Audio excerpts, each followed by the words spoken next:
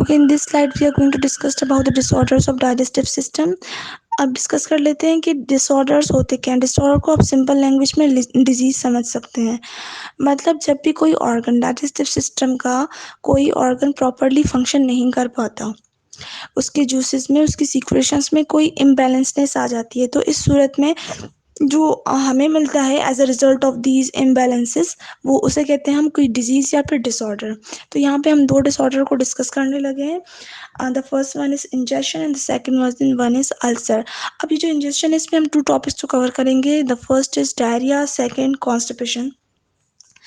अब आप रिकॉल करें कि हमने क्या पढ़ा था कि स्टमक के बारे में आपने क्या क्या चीज़ें मैंने आपको पढ़ाई थी। फर्स्ट, स्टमक में गैस्ट्रिक जूसेस बनते हैं और ये गैस्ट्रिक जूसेस जो होते हैं तीन चीज़ों पे कंटेन होते हैं, म्यूकस, एंजाइम्स एंड एसिड्स। और एसिड जो हमने पढ़ा था वो पढ़ा था HCl, जो कि बैक्टीरिया को वहाँ पे ख़त्म कर रहा होता है। अब समटाइम्स ये होता है कि अगर आप प्रॉपरली अपना खाना नहीं खा रहे, मतलब आप खाना बहुत कम खा रहे हैं, टाइमिंग के साथ नहीं, टाइमिंग के साथ इतना ज़्यादा इफेक्ट नहीं पड़ता, बट आप अगर खाना बहुत कम खा रहे हैं, क्योंकि स्टमक जैसे ही वो खाना आपके स्टमक में पहुंचेगा, तो स्टमक को जितनी कंसंट्रेशन स्टमक प्रोड्यूस करता है गैस्ट्रिक जूस की, वो तो उतनी ही करेगा। अब ये आपका मैटर है कि आपने खाना कम खाया है और स्टमक में जो जूसेस प्रोड्यूस हुए हैं वो आपके खाने से ज़्यादा हैं। तो इस सिचुएशन में क्या हो जाता है, वो जो खाना होता है वो एसिडिक हो जाता है, क्योंकि HCl प्रेजेंट होता है ना, उस HCl की वजह से वो जो खाना होता है वो बहुत ज़्यादा एसिडिक हो जाता है। और दूसरी इसकी कंडीशन ये है कि आप जो खाना खा रहे हैं वो हरीली बहुत जल्दी खा रहे हैं, उसको ठीक से च्यू नहीं कर रहे, चबा नहीं रहे। तो इस सूरत में भी होता है कि जब खाना आपने अगर च्यू नहीं किया ठीक से, तो वो जब स्टमक में पहुंचता है खाना, तो वो इतना उसका वो काफ़ी सॉलिड फॉर्म में होता है, मतलब वो जो एसिड्स हैं उनको एब्सॉर्ब नहीं कर पाता, और एंजाइम्स होते हैं वो उसकी ब्रेक डाउन नहीं कर पाते। अब इस सिचुएशन में भी क्या हो जाता है कि वो एसिड जो होते हैं वो खाने में एब्जॉर्ब होते नहीं हैं और वो स्टमक में ही रहते हैं। इस सिचुएशन में भी आपका जो स्टमक होता है वो एसिडिक हो जाता है। अब इन दोनों सिचुएशंस में होता ये है कि फिर हमें जो रिजल्ट मिलता है वो होता है डायरिया, जिसे हम loose motion in simple language कहते हैं। अब इस सिचुएशन में ये होता है क्योंकि एसिड बहुत ज़्यादा बढ़ जाते हैं स्टमक में, तो आपकी जो बॉडी होती है वो अपना वाटर जो होता है वो स्टमक में डाल देती है इस एसिडिटी को ख़त्म करने के लिए, और as a result of this हमें मिलता है डायरिया। डायरिया हो जाता है इस सिचुएशन में, क्योंकि एसिड बहुत ज़्यादा होते हैं तो आपकी बॉडी अपनी तरफ से उसमें वाटर डाल देती है, तो फिर वो डायरिया मतलब लूज मोशन की फॉर्म में स्टार्ट हो जाता है। और अब आ जाते हैं कि इसको ओवरकम कैसे किया जाता है। अब इसके लिए दो चीज़ें यूज़ करते हैं, क्योंकि बहुत ज़्यादा लूज मोशंस की वजह से आपकी बॉडी अपना वेस्ट बहुत सारा वाटर कर चुकी होती है, तो डिहाइड्रेशन हो जाती है, पानी की कमी हो जाती है आपकी बॉडी में, तो उसके लिए ड्रिप्स लगाई जाती हैं। और इस सिचुएशन में मोस्टली एब्डोमिनल पेन होता है, पेट में दर्द होना स्टार्ट हो जाती है, क्योंकि इम्बेलेंसनेस आ जाती है ना स्टमक में, तो दर्द पेट में होना स्टार्ट हो जाता है। तो उसके लिए उसको ओवरकम करने के लिए टैबलेट्स यूज़ की जाती हैं। और जैसे ही ये टैबलेट्स आपके स्टमक में पहुंचती हैं, तो वो टैबलेट्स वो एक्चुअली बेसिक होती हैं।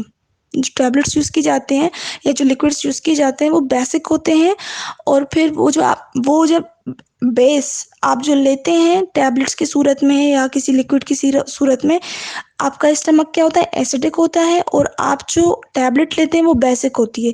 तो दोनों जब मिल जाते हैं तो एक सोल्यूशन बनता है जो न्यूट्रलाइज होता है, मतलब यहाँ पे डायरिया ख़त्म हो गया जब ये चीज़ें न्यूट्रलाइज हो जाती हैं। अब दूसरी डिसऑर्डर की तरफ आ जाते हैं, दैट इज कॉन्स्टिपेशन, जिसे कब्ज कहा जाता है। इसकी एक वजह ये है कि कब्ज या तो ये जेनेटल मतलब एक जेनेटिक चीज़ है जो कि कुछ लोगों में कन्वर्ट हो जाती है फ्रॉम पेरेंट्स टू ऑफस्प्रिंग, मतलब genetic to generation to generation ये चीज़ कवर हो जाती है, कुछ ख़ानदानों में ये चीज़ पाई जाती है।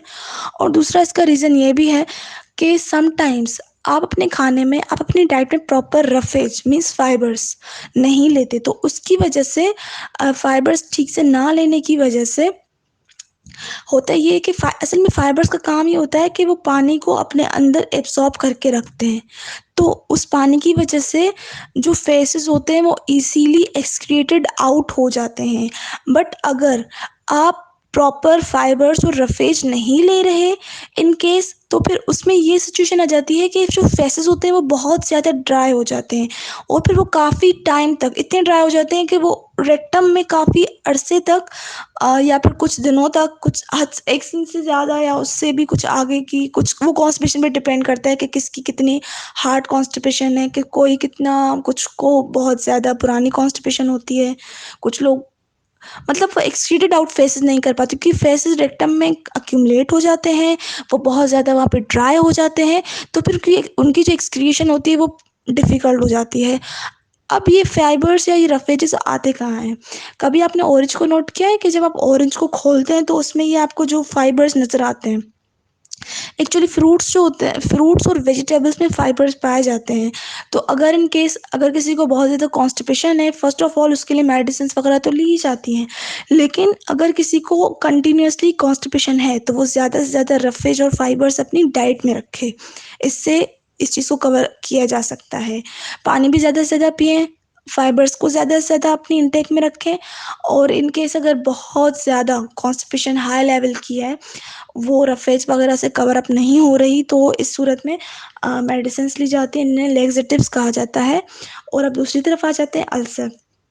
अब अल्सर में ये होता है कि जो अब वहाँ पे गैस्ट्रिक जूसेस के जो एसिड्स थे इंडाइजेशन में, वो इम्प्रॉपर, उनका फंक्शन प्रॉपरली नहीं हो रहा था, आपके खाना कम खाने की वजह से या जल्दी खाने की वजह से। ये भी जो अल्सर है ये भी रिलेटेड स्टमक से ही है। इसमें होता ये है कि आपको आपको मैंने बताया था ना कि एंजाइम्स होते हैं आपकी स्टमक में जो खाने को ब्रेक डाउन करते हैं।